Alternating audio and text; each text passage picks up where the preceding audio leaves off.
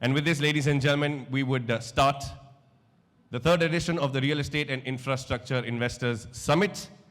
And to do the honors, ladies and gentlemen, may I request the convener, Mr. Amit Goenka, to take the mic. A very good morning to everybody.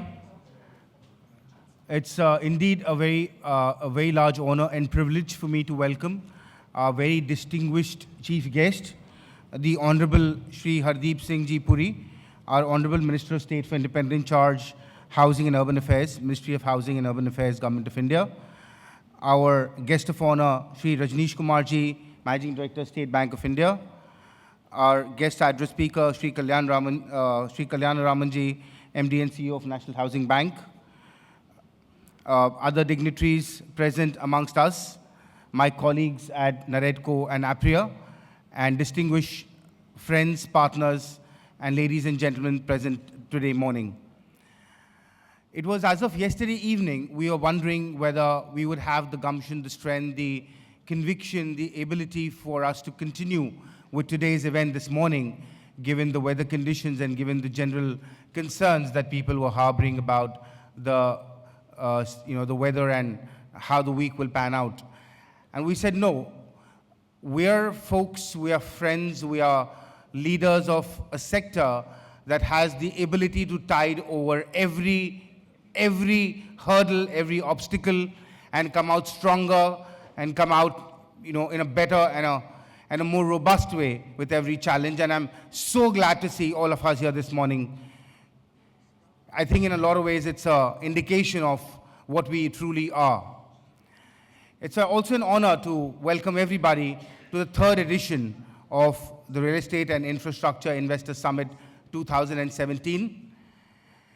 It's a property that has only grown exponentially from year to year, growing in strength, growing in influence, and growing in its ability to deliver the message of the real estate and infrastructure industry to all stakeholders, both in India and abroad. It's very, very unique that while this is the third edition, in a lot of ways, it is actually also the first edition which is going to set the tone for the next decade or more, which is why it's aptly called Investing in Indian Real Estate and Infrastructure, an Inflection Point. The third edition, again, very uniquely brings the power of three. Three, a number which signifies a huge amount of power when it comes to Hindu mythology or business or even science. And remember, it's only within the last 12 months since we met at the last event that we've again been we've gone through three major reforms last year within the last 12 months, starting from an economic cleanup with the demonetization move to the advent of RERA and GST. And I think, again, we are prepared with a three-pronged approach to actually dealing with the making of a new India. I think we're led by very dynamic, very, very able and great leaders, both at the center and state, who are working relentlessly with us today, and in every occasion we ask them to create an environment that enables global capital as well as increases the confidence of domestic capital to find its way into the real estate and infrastructure sector. The second is the advent of new, bold professionals, both in India and abroad, who are taking up these new opportunities to transform India into the India of our dreams, creating new infrastructure, new asset classes, and new opportunities for the next generations to live, work, and play out of.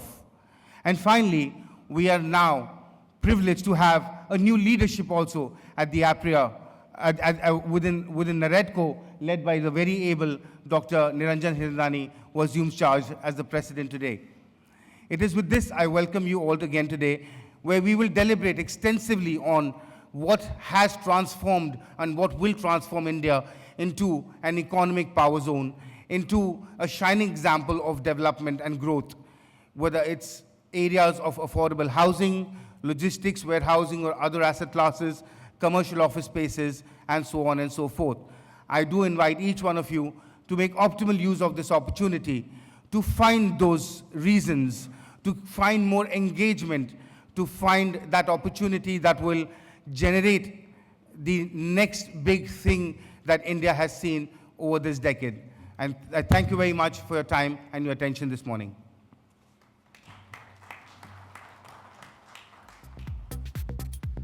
Thank you, Mr. Goenka, for that wonderful